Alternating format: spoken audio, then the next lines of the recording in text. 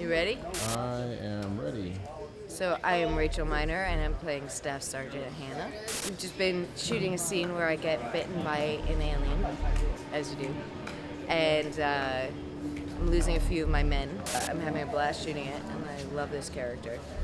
And I love getting to be higher rank than all these grown men and tell them what to do. That's probably the most fun part. Hey, my name's Damon Leapery. I'm here on the set of 51 in southern Louisiana. I play the role of Kevin. He's a photographer in the movie, and he's wanting to become famous. That's his goal in life. He wants to take the shot. And so anyway, I'm from Louisiana. It's good to be filming in Louisiana, in my native state, and yeah, it should be some good times. So I'm playing Sam Whitaker. Sam Whitaker is, my model for him was Brian Williams, who I met, know a little bit. I mean, he is the modern incarnation of guys like Dan Rather, Walter Cronkite, and all those guys are investigative journalists, television journalists, but they're in a position of power because they're network guys, and they can be accused of kind of working for the big corporations, kind of doing the party line, and not doing the hard journalism.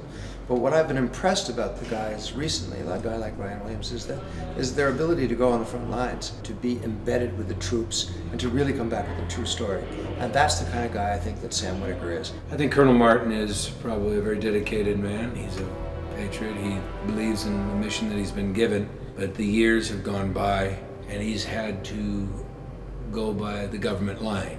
He's had to toe the government line on this thing about extraterrestrials. After all these horrific things start happening under his watch, he finally has to come clean with it, and he has to let these people know they're right. There is something we've been hiding, and now that thing that we've been hiding is wreaking havoc, and will wreak havoc on the world if it gets out.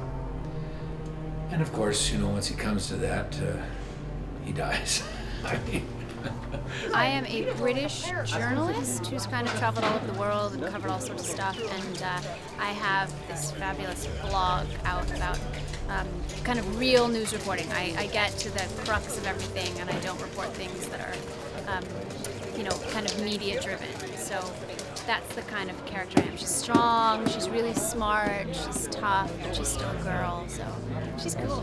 Area 51, it's been rumored it could be interesting. It could be just nothing, it could turn out to be nothing, or it could be a really big story, depending on what happens when he gets there. But he knows that you cannot dance unless you go to the party, so I'm going to go to the party. My personal feeling is that there are some Colonel Martins out there that have had to do this, because I truly believe, I think the Air Force Blue Book was closed, and they sort of declassified some things a few years back that eventually the United States Air Force has not said that there is, but they have not denied that there has been. I've never done this before. This is all an education for me. I've never really worked in this genre, exactly this genre, the sci-fi/horror genre. I've never worked with these, animatronic characters. I've never really worked with, puppets or these costumes and practical effects, but I do know that the practical effects are really important. Really important.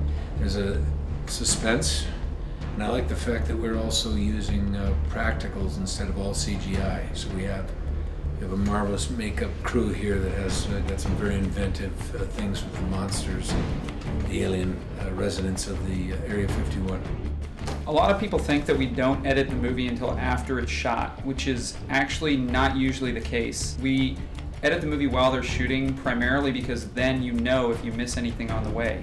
If you wait till the movie's done and all your stuff's all packed away, and then you find out that you missed a close-up of an actor, then you have to get everyone to come back to wherever you're shooting and set up a new location and shoot it all again. So we try to cut while we're shooting, and we try to get the movie as close to a rough cut as we can as soon as the movie's done. I like to get to it because my background is mainly television, and television is a faster shooting medium.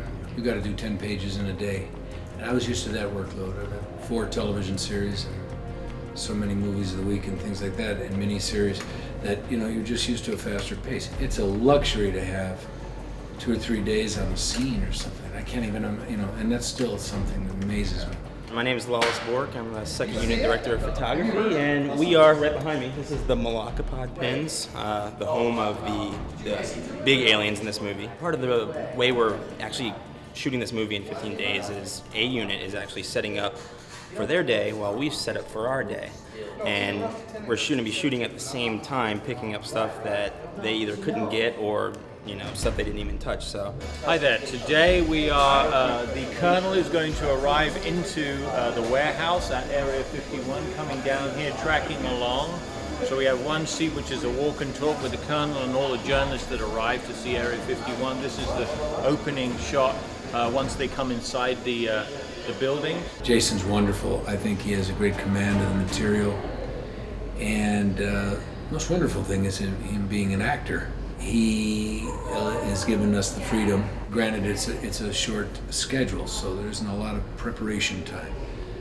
But so I think what we bring to it with our best instincts at first and everything. I think if it was wrong, Jason as an actor knows it would be, if it's way off base, he's very calm and very in control. So what do you do when the clock is ticking and the line producer's there with a watch and everybody's looking at you like, what do we do next? And you know that you have to get this shot to make your day, and Jason just keeps cool. He's really cool. And so I feel really lucky to have made contact with him, and I'm hoping that we'll work together again. I'm incredibly lucky. This has truly been, and I'm not just saying this has truly been one of the coolest group of people I've ever worked with. Throughout the movie, Mindy does have a thing for me. Don't let her lie about that. Tell us about that flirtatious stuff going on between Mindy and Kevin.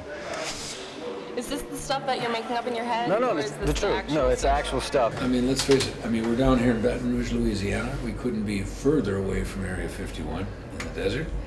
But we have, it's been a total ball down here. It's just been fabulous. We have some marvelous actors. Here we have John Shea, who I've known for 30 years. And it's been an absolute treat working with him, and we've been sort of palling around New Orleans and went to the Jazz Festival, we went on a swamp tour yesterday. And everybody's getting along just terrific. I think it was, the casting was spot on. I haven't seen Bruce in so long. And yet when you make a movie with somebody, you are bonded on some level. And you become brothers under brothers under fire in a way. And now we just hope that the story goes out there and ripples throughout the audiences, and people will not only have a good time, they'll be scared, but they'll also be, they'll be entertained. Certainly we're here to tell an entertaining story, but hopefully there'll be something else that they'll come away from that'll make them think. It'll be a little bit more curious about life. I like in science fiction these things about are there or aren't there, is there or is there not. And I think, this is my personal opinion, is that slowly we have, as human beings, we've embraced the fact that we're not alone out there. I mean, movies have for years now. They're either bad or they're good, or they're benevolent or they're whatever. But we're getting used to the fact, and I think there are statistics right now that most people believe there is something else out there.